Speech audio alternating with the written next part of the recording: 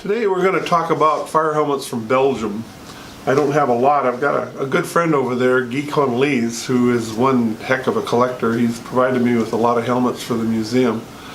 And some of these here on the table also I received from him. First one I want to talk about is this one. This is a leather fire helmet, actually made in Belgium. And it has a very comfortable lining on the inside. Old, it's 1905. And it was used quite extensively. I have a black one and I also have a white one. This was a very popular helmet in Belgium for many, many years. Then, as you know, unfortunately, when the Nazis went into Belgium, they won the war, and somewhere along the line, the Belgian Fire Service adopted the German-style fire helmet with the crown on the top, which is also reminiscent of Berlin and a few other places. We'll be talking about that in the next show. This insignia on the front here is exactly, this tells me every time I find a helmet that yes, it's from Belgium. They use the same device on there. It's a very indicative of the fire service. It has flames, nozzles, hose, and so forth and so on. This helmet was used clear up until the 1950s because it was a very popular helmet even back then. Then in the late 50s, there was a company, name of this company, I'm having a hard time pronouncing it, but it's a company called Lerote, I believe. Lerote. If I'm wrong on that, somebody send me a message on email.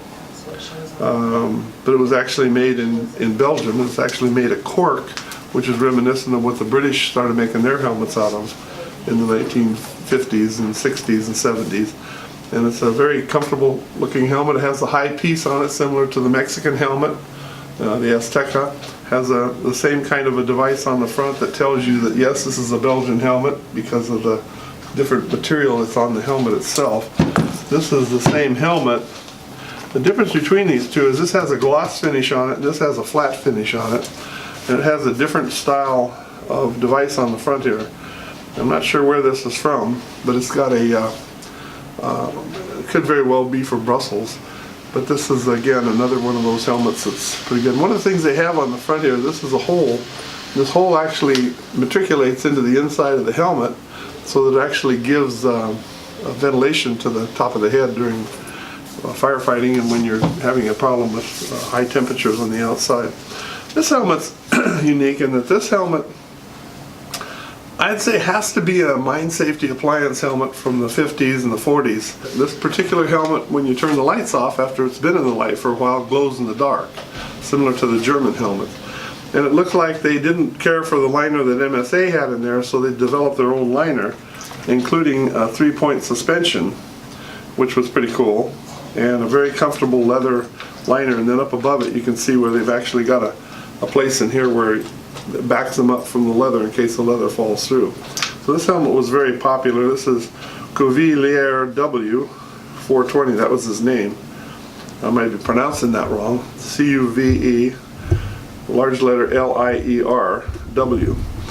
And it was used in Belgium in the 60s and the 70s.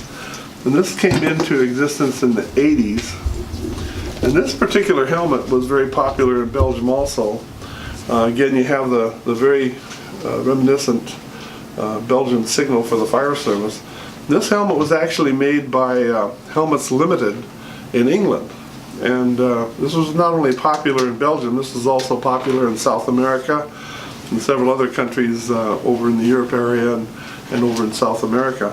It's a very nice lightweight helmet. Kind of looks like our helmet a little bit. This red stripe was indicative of a rank, I'm sure. We had it both on this MSA helmet and then we also had it on this helmet here.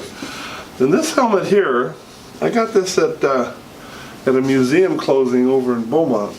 It has the actual insignia of the Belgian Fire Service, and it has BZB, boy, zebra, boy, and the number 4 on the side. And I want to say this was used as a fire helmet. It's very sturdy. It's made out of a pressed fiberglass material. Has a very comfortable looking liner on the inside. It's kind of a neat little helmet. Has a little point here on the top, and looks like it would be a very comfortable helmet to fight a fire in. That's it for Belgium. I would hope that my friend Guy watches this and has some comments for me, I'm going to call you, I promise. So that's it for today.